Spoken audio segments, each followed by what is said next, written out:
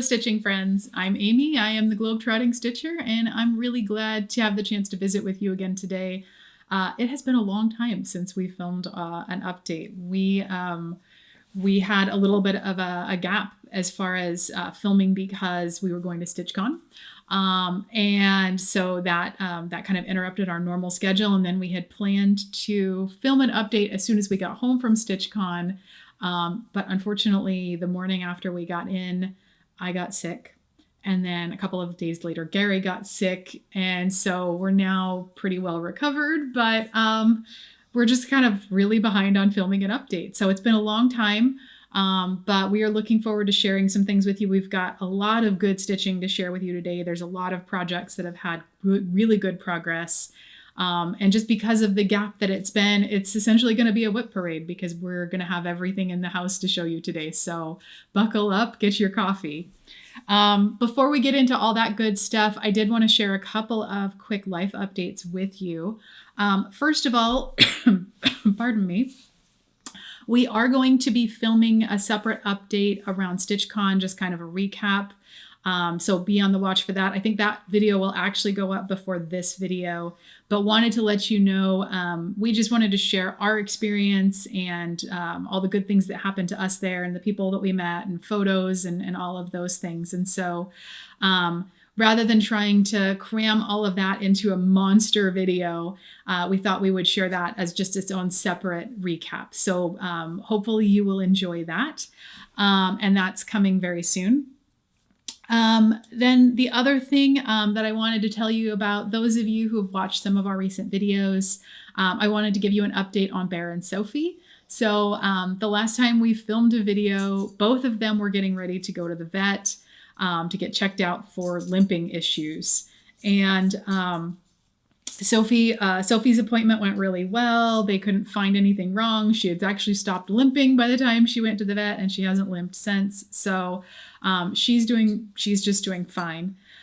With Bear, they did feel that he had a partial tear in his canine cruciate ligament, which was the problem he had 2 years ago on his other leg. But in that case, he had a full tear. And so what we're doing, what the doctor wants to do is to just have him really stay rested and see if that will heal on its own.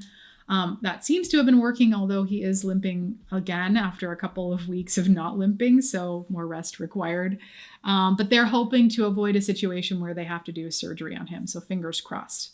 Having said that, while he was in for being examined for his leg, they did find another problem where they found a growth that was on part of him that, without getting into all the details, basically they needed to do a diagnostic surgery because they actually had to go in and remove some stuff to be able to biopsy the growth itself. They couldn't just do a straight up biopsy. And so Bear went in right after we got back from StitchCon and had that surgery. So he's now about a week and a half out. We're starting to test the waters without the cone and see if he can be trusted to leave the incision alone. And he's doing really well. And thankfully, we got really good news from the vet this week on the biopsy that he does not have cancer. So we're really thankful for that and really thankful that his surgery went well. The doctor did say that the growth that he had was creating a lot of discomfort for him. And so the doctor said it was really good that we went ahead and did the full surgery that we did because it's going to give him a lot of relief. So we're getting there. Let's see. I think the only other kind of life update for you is a globetrotting update, and that is that I'm going to be traveling again. This kind of came up really unexpectedly, so I'm scrambling a bit to feel and get ready for it, but I'll be going back to Nairobi in the middle of July for some more meetings. And so just be gone a week, but yeah, it's it's going to be a busy one. So if I have a chance to get out and see or do anything while I'm there that's fun to share, I will certainly look forward to talking about that when I get home. Okay. So with that having been said, let's just dive right into all of the stitching because I know that's what you're all here to see. So we don't have any fully finished objects or finishes to share with you, although we have been doing a lot of good stitching and making a lot of good progress. I do have several finishes that you have all seen that are sitting around waiting to be fully finished. And I had planned to do some of that after we got back from StitchCon, but because I was sick immediately after we got back, I just haven't had time to get to it. So I'm looking forward to, I've got some extra time off coming up over the July 4th holiday weekend. And so I'm hoping to take some time to finish a couple of things then. So no finishes, but let me share with you all of our whips. So the first one that I have to share with you is one you haven't seen in quite a while, because it only comes out when I have a finish in one of my other sections of my rotation. And so this is my wild card piece, and it's called Bush Market. The design is by Hannah's Needlecraft, and they are an Etsy store, so you can find them on Etsy, and I'll include a link in the description box below. I am stitching mine on a piece of 32 count vintage country mocha with all the called for DMC floss. So the last time that you saw this piece, I was still working on the big tree, the big acacia tree in the center. I had finished the entire left-hand side. I was starting to really fill in a lot of the center, and I was working my way down, and I was almost to the bottom of the branches on the right. I was also continuing to work my way down. There's a woman that's standing under the tree holding a baby. So I've worked on it, like I said, a couple of times since then, and this is where it is right now. Excuse me. So I'm making really good progress on this. I'm actually really excited because I feel like I crossed at least one big milestone in working on this, and that is I have finished all of the stitching in the acacia tree. Now I still have some trunk to finish down here, put a few stitches in, but as far as all this big, like the branches and all of the greenery, that is fully stitched. And I'm super excited because this is really the big, like, central part of the design. And so having that done, it feels like I'm going to be making more noticeable progress as I work on this going forward. The other thing that I did is I have now finished all of the stitching in this woman. And then I've stitched down, there's this little boy that's running past her at her feet. And so I've stitched in him. He just needs some actual feet, and then his stitching will be done as well. So that's kind of coming along. The other thing that I wanted to mention on this piece, the one part of the chart that I don't particularly like is it's unclear with the back stitching whether you're supposed to, so the way that it's charted in the color key, it implies that you would use different floss colors for your back stitching depending on what the section is, and usually using floss colors that are kind of like darker tones of what you're stitching. So for the tree, it calls for a back stitch color of a darker green. So when I started the back stitching, that's what I was doing. But when you look at the mock-up of this design and all of the samples, it shows all of the back stitching in black. I went ahead and followed the chart, and aside from a few spots like the actual outline of the tree itself where it meets up with the fabric, you really can't see the back stitching on this. And it hasn't looked good, and I've just been unhappy with it. And so after kind of fighting with this for a while, I made a decision the last time I worked on it that I was not going to continue backstitching that way because it was a lot of work and it wasn't adding any real value or dimension to the piece. So I am bit by bit ripping out all of the backstitch that I had put into the tree, and I'm starting to backstitch in black, and I'm so much happier with it. It hurts my heart that I have to undo work that I've done, especially backstitch, because I don't particularly enjoy backstitch. But I just think it's already so much better, and you're actually getting some value from that backstitch and seeing the dimension of the tree emerge. So yeah, getting some progress there. But it was really fun to get this pulled out and make some more progress on it, and I'm looking forward to doing that again. Okay. The next piece that I worked on was my full coverage piece. I am stitching Rose Trellis in by Heaven and Earth Designs. And I'm stitching this on a piece of 28 count white Lugana, 2/1 using the half stitch. Pardon me. So the last time you saw this, I had been working my way. I had almost finished all of the stitching. In the roof line, there's 2 windows. And on the second of those windows, I had almost finished all the stitching. And as I was working my way down, and there's like a second story as well, and there's 2 windows there and a balcony. And so I was almost finished with the first of those 2 windows, had started to get the outline or the shape of the second window, and had worked my way down to where I was just putting in the first few stitches on, there's a tree, there's a couple of trees on the balcony, and on the second tree, which is in the middle, I was starting to stitch in on that. So this is where this is right now. And I'm sorry, you cannot see the top row of pages here because it's rolled up. I needed to move this into a smaller Q snap to make it a little bit more manageable, so you won't see the full design here. But as far as what I've accomplished, I've now completely finished this second window and actually worked my way across. I'm almost finished with the roof line. Not quite, there's a little bit more to finish up in this corner, but pretty close to finished with that. Stitched in more of these little cornice pieces. I've completely finished the stitching, at least in this row of pages, on this window. And now you can see I'm filling in all of the siding. I've stitched most of this little tree here, and I've started stitching this, this potted bouquet of flowers that's really confetti heavy. You can also see I've started stitching in this window, and I've got kind of the full arch of that stitched in. So making good progress. It's been slow going just because the areas I'm stitching in are really heavy confetti right now, but I'm making progress and it's looking good. And I really feel kind of the end of this row of pages coming, which is exciting. That's going to be a big milestone because that'll be the 50% finished mark. And so I'm so excited to kind of get to that and really feel like I'm over, I'm moving down the hill, so to speak, on this one. So coming along and really enjoying this. So that's where this is right now. Okay. Pardon me. The next piece that I worked on is my weekend stitch. This is Butterfly Port Mauve by Heaven and Earth Designs. I'm stitching it on a piece of 28 count white easy grid Lugana using the called for DMC. And this particular piece, I've made pretty good progress since the last time you saw it. I think I've put in around 1,500 stitches, so the progress should be fairly noticeable.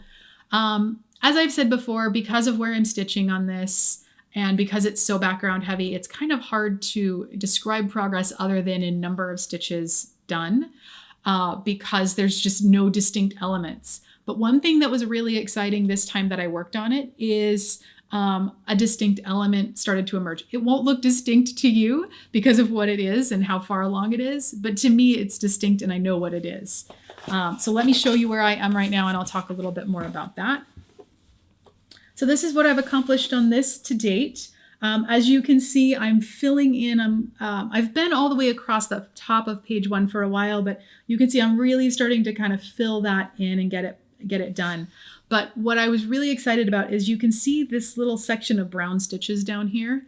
This is actually the key. There's a key that hangs on a flower on the left-hand side of the design. And this is just the outline of that key. So it doesn't look like a key yet, but because I know that's what it is, to me, it feels exciting to get something that's not just background and to have started making progress on that. So really, really pleased with how this is coming along. One of the other things, pardon me, that's been really exciting about working on this is in the last several weeks, the Stitchketeers, which is it's a group of gals who are all friends and they're all Dutch stitchers. Most of them make Flosstube videos, and I've talked about them a number of times on my videos. They all started the ornament version of this piece, and so it's just the center chunk that has the butterfly and the flowers and the really pretty elements of that are the focus of the design. And they are all stitching that along together. So I've really been enjoying seeing Jantina and Jemima and Debbie all working on theirs and making progress on those. It's really fun to know that they are working on this. Even though they're working on the smaller version, it's just, I'm really enjoying seeing what they're doing. So that's been fun knowing they're working on that. I was watching Jemima's recent video, and she was showing this, and she was talking about somebody else who was working on something else that they were inspired by her, and they decided they want to use a hashtag that's hashtag Jemima's fault. And I thought, I'm going to use that hashtag too, because this piece, I started it because of Jemima. It's all her fault. I lost control because she showed this on her video. So when I post updates to Instagram on this, that's going to have the hashtag Jemima's fault, because it's Jemima's fault. But that's where this is right now, and I'm really pleased with it. Okay, let's see. The next whip that we have to share with you is Gary's. Gary is stitching on Captain America by Awesome Pattern Studio. That's another Etsy shop, and we will include a link to that in the description box below. He is stitching on a 16 count pewter Aida using the called for DMC. And I will go ahead and let him talk about where he was the last time and where he is right now. I always feel like I have nothing left to add. Oh! At any rate, where I was, which was a while ago, I think I was just finishing page 2, which would be the right side where the shield is.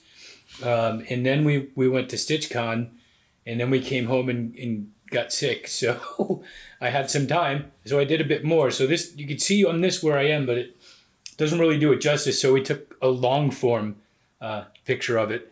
And now you can see where it is now. So you can actually see where it's actually page 3 that I have to do, is that the outline for page 3 is almost there. And I have to work more to the, I guess again, right, to finish that out and finish up the shield. And then I'll just have that last page to do. But I'll tell you, this, as trying as this has been, when you see it all the way opened up like we've got it, wow, I made that. You know, it's really cool. And I'll say this: she did say that we're gonna do a video about StitchCon, but almost everybody stopped to look and see what this thing was and wanted to know what was happening with it. They really liked the colors, so I'm glad to have gotten that kind of attention, I guess. But other than that, no, I haven't done any work on the globe, and I do not have a second piece started, so I'm just working on this one. And then I got one I know I want to do next, and well, I don't know which one, but I know I'm going to do one next. I got it narrowed down to a couple. Anyway, a couple things. If you look, the action figure, that's Superman trying to figure out whether or not he should open up his Hulk action figure. It's probably something he wants to spend some time thinking about. And the other one is, I know that Amy was reluctant to say it, but Bear had butt surgery. That's what that was. No more confusion for anyone. His butt's good now. Anyway, that's where I am in Captain America. We got about 11 minutes left, so I'm done here. Well, since you went and said butt surgery, what I will tell you guys is he kind of looks like one of those baboons right now that have like the red behind, because they had to shave like the back part of his back and like his whole hind parts. And so it's really sad. He's got like the whole like bear behind. It's very sad. Anyway, yeah, Gary was a big, he was a big hit at StitchCon with this. And it was so fun. All these people just kept coming up and they were super interested in it. But I think the other thing that I wanted to mention is Gary, since he started stitching, has been working in a Q-snap. And the one that he had, like, the fabric was always loose. And every time I would touch it, I'd be like, I don't know how he's stitching with this thing. And so finally, when we were at StitchCon, I was like, why don't you try stitching with one of my hoops, and it'll hold better tension for you. And I think that's been a better experience for you, yeah? Well, I guess there's a little bit more to the story than her suggesting that I try one of her hoops, but we can say it that way. She suggested, and I said sure. Why don't you tell your version? Why not? Of the story? Why? If you're a husband, you know the version of the story. You're like, I don't think so. And it's like, well, just try it anyway. So there we go. But anyway, like I said, there we go. Wow. Wow, ladies. Wow. Yeah. We're just going to put this down. Okay. Let's see. The next whip I have to share with you is my travel stitching. This is Christmas Cheer Pin Pillows by Jeanette Douglas Designs. There are 6 pillows in the chart. I am stitching the Joy pillow right now. And I'm working on 36 count Stars Hollow blend by R&R Reproductions, using all the called for flosses, including the called for Leo and Roxy, which are lovely. The last time you saw this, it was a brand new start, and somebody, Gary, made a comment about the fact that I only had like 20 stitches in it as a start, and mentioned that there was more floss hanging from the piece than there was actually stitching in the piece. It was true, but it was not necessary to point that out. But I've made really good progress on this, so let me show you where it is right now. There we go. Ta-da!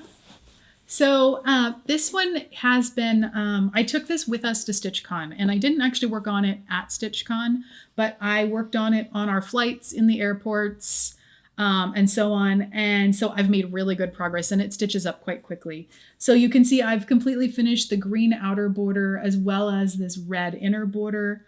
I've stitched the word joy. I've stitched this red bow, most of it. There's a jingle bell here. There's another bell here. There's a pine cone or a branch. I'm not sure which it is, but this one has been really fun to work on so far. And I'm actually thinking if I have time, I may stitch this multiple times to do like little ornaments for family members as gifts. We'll see. But I've been thinking about this just because this one has been really fun to work on, and it does stitch up quite quickly with a few hours of time. So really looking forward to getting some more time on this because these are very fun and very, very pretty. It's a great like vintage Christmas feel. So that's my Christmas Cheer Pin Pillow. Okay, the last whip that I have to share with you that you have seen so far in our videos is my Celtic Winter. This is a design by Lavender and Lace, and I'm stitching it on a piece of 32 count Haunted Belfast linen. I am doing, as you know, a pretty significant conversion on this. The original chart calls for the color palette to be in red, not red. It's in white and gold, and it's just the woman in the dress. And the version that I am stitching, the color palette, they're still white, but it's predominated by blues and silvers. And the woman is actually wearing a hooded cloak. So the last time you saw this, it was a brand new start. I had just stitched like 1.5 medallions up in the corner. I had started stitching in the bands of beads and stitching across the top. And I think I might have put in part of some of the letters, but it was really a very brand new start and I didn't have a lot of progress. So let me show you where it is right now. Because I've made really good progress on this since then. Let's see here. Okay, sorry, this is not, this might be a little hard to see. It's not ironed or anything. But as you can see, I have stitched all the way down and gotten a couple, like 3 medallions done now. I've started stitching the letters across. I've made good progress with all of this band up here. But the part that I'm most excited about is how much progress I've made in the woman. So as you can see, I've stitched all of like from the neck up. I've got the hood of her cloak all done. Her hair is finished and I stitched her face and neck and I did those 1 over 1. Now, the thing I want to mention with this is particularly for those of you who might be interested in stitching this conversion. This ended up being far more challenging than I thought it would be. The charting for the conversion is really well done where it's just like the hood and the cloak, and they were very clear on the outline, but I really struggled to actually make sure I was placing it correctly as far as where I started the stitching up here. I thought I had it, excuse me, thought I actually had it correct. Turns out I did not. And I discovered that when I was far enough along that I was like, I'm not taking those stitches out, not just to move it all down one row. So it's going to be 1 stitch too high, and that's okay. Um, well, one other thing I wanted to mention as far as the conversion on this, the called for hair color is like a beautiful dark brown. I've seen other people convert it to stitch blonde. I made her a redhead because I have a bias toward redheads for some unknowable reason. And when I started stitching the red hair, I actually had to play around with the color palette quite a bit because it was coming out pretty Ronald McDonald, and that's not the vibe I was going for. And so I did. I am really happy with the color palette I ended up with, but I had to play with those flosses a little bit to kind of get that right. And even as I was stitching it, I was like, oh gosh, is this a mistake? I'm not sure this looks right. Now that it's done, I really love the way it pops against the blue. I think it was the right decision, and I think it's very pretty. So again, the one thing I will say that I found really tricky with this was, as long as you're stitching over in this section, you can follow the original charting for the hair and it's fine. But as you move over this way, this isn't actually all like charted as hair, and some of it's actually just not even charted at all.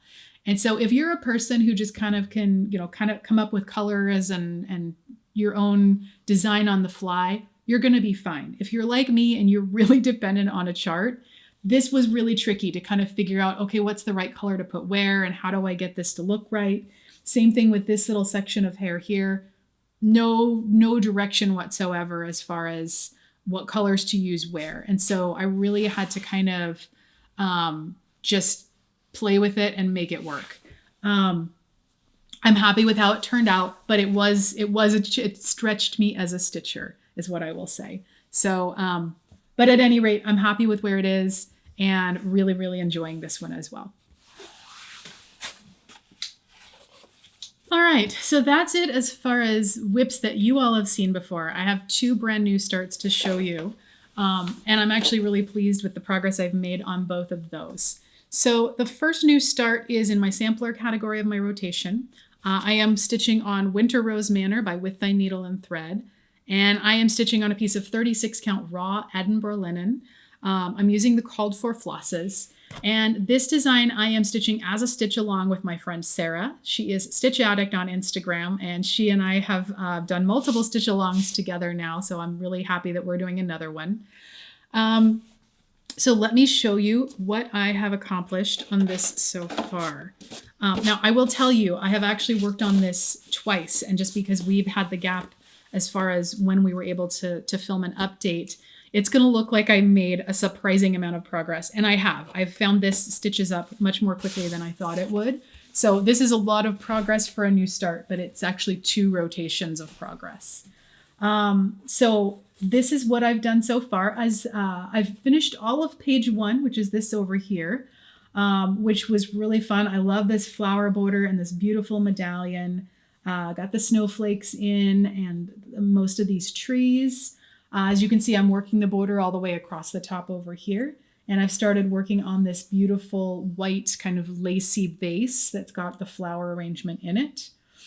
I've also made I've gotten a big chunk of progress in on the house. This is a massive house. It is a huge house. It's a ton of stitching. And so I've been really happy to get as far as I have on it. Now, one thing I will tell you about this, because I know a lot of people, so as many of you know, the called for color for the house is Conch by Weeks Dye Works. And just because of dye lots and variability, Conch is sometimes more of like a peachy, creamy color rather than like a pinky color. And for me, for this design, I really wanted my house to have I wanted it to have a clear pink tone to it. And the conch that I have that I actually received when I kitted this up was definitely in the peachy cream kind of not pink look. And so what I decided to do is stitch with a different floss to make sure I got the pink tone. The other change that I made is in the original chart, the side of the house and the front of the house are all the same color, and you only differentiate between the two by kind of back stitching a line down from the roof line where you can tell the switches between the side and the front. I wanted to make that change just a little bit more distinct than just with back stitching. So what I did was this side, the side of the house, I stitched that in Rose Petal, two strands of Rose Petal by Classic Colorworks, which is a little bit of a darker, more distinct pink tone to it. And then for the front of the house, I'm stitching that with one strand of Rose Petal and one strand of the called for conch.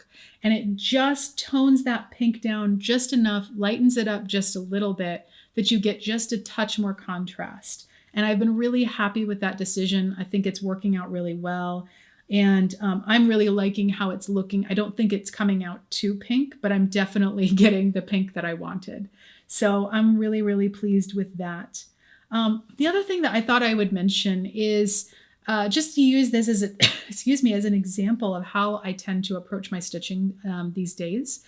And that is what I will tend to do, especially if the piece has a border like this, I will stitch like one strand of whatever the color is in the border. And then I'll do one strand in kind of the other like motifs or elements.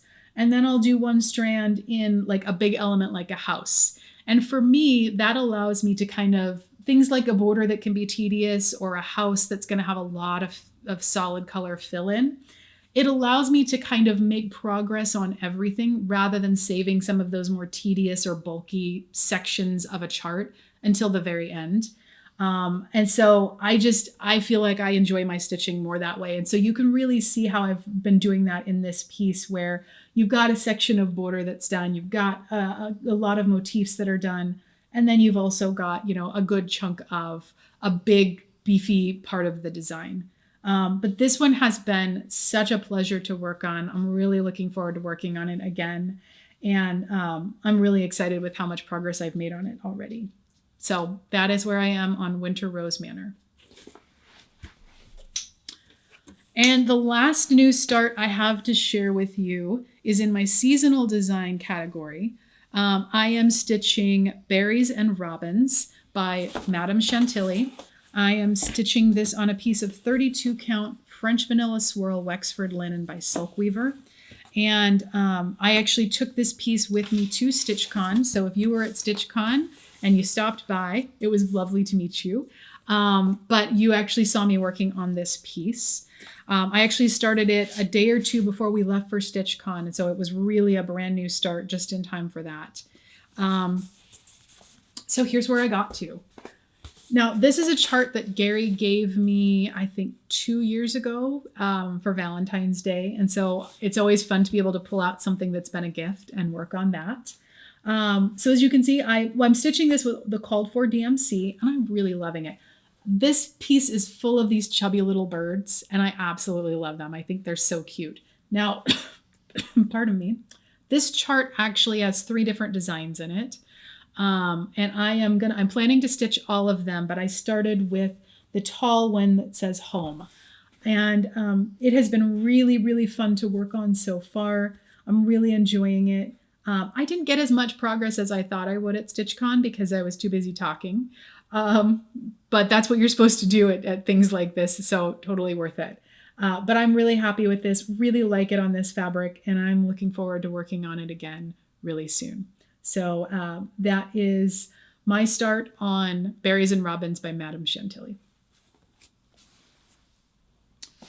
Okay, so we had a couple of questions that have come in on recent, recent videos, and I wanted to talk about those really quickly. The first one is from Sarah, and Sarah said, I would love to find out what you use for holding your beads. So, Sarah, what I will say before I talk about this is I think that the ideal solution for anyone for beading is largely dependent on what their overall stitching setup and stitching area looks like.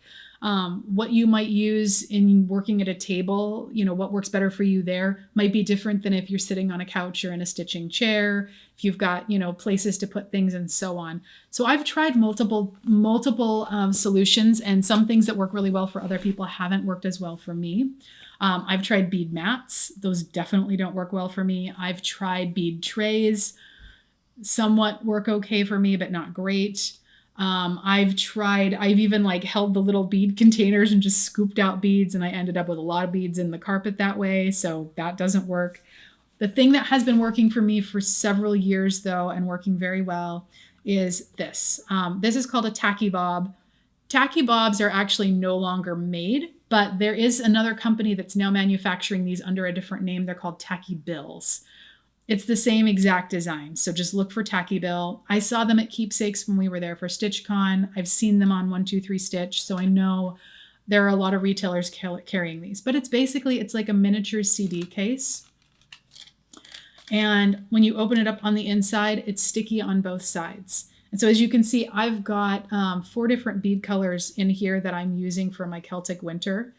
It's lightly sticky, just enough that you put the beads on and you press them in just lightly, and it just holds them. I can put it upside down, I can do all kinds of shake it. And those beads are not going anywhere.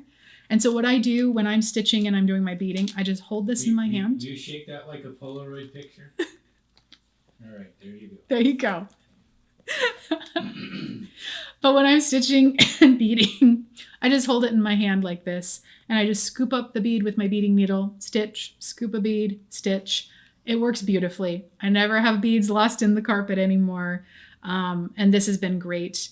I haven't needed to do this yet, but I'm told that you can actually just wipe these down with like with a wet rag and clean them off, and it kind of renews the sticky. I haven't needed to do that, but that's an option if it's needed. So I highly recommend these. So hopefully that works well for you. And they're not very expensive either. It's less than $10, and I've used this one for multiple projects.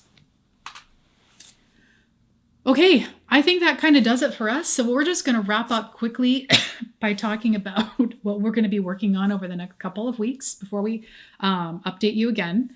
So I am going to be I'm going to put one more day in on Rose Trellis in and see what I can get to on that.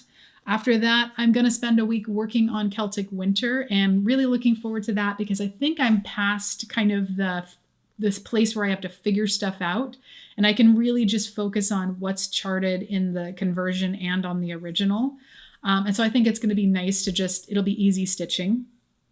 After that, I'm going to spend a week working on Berries and Robins and see where I can get to on that again. So I'm looking forward to it because I really enjoyed working on it. I'm hoping to pull out my Christmas cheer pin pillows for travel, but I don't have a whole lot of time that's good for travel stitching in the next couple of weeks, so I may not be able to make any progress on that. And of course, we'll try and put some time in over the next couple of weekends on my Butterfly Port Mauve. Gary, I think, will be pulling out Captain America. I know he's eager to get page 3 done, so we'll see how much progress he makes toward that in the next few weeks. So I think that does it for us. We hope that you are all doing well. We hope you're we hope that you're enjoying, if you're in the Northern Hemisphere, you're enjoying your summer. If you're in the Southern Hemisphere, we hope that you're feeling nice and cozy as the weather gets cooler. And we hope that if you are not already a subscriber, you'll hit the subscribe button and the little bell so you get a notification when we post a new video. Please do give us a thumbs up. It helps us reach more people and moves us somewhere in the YouTube algorithm. Please feel free to leave a comment. We really do enjoy hearing from you and interacting with you. We read all of the comments, and so we really enjoy those. So yeah, I think that does it for us. So we will look forward to seeing you very soon. In the meantime, happy stitching and take care. Bye-bye for now.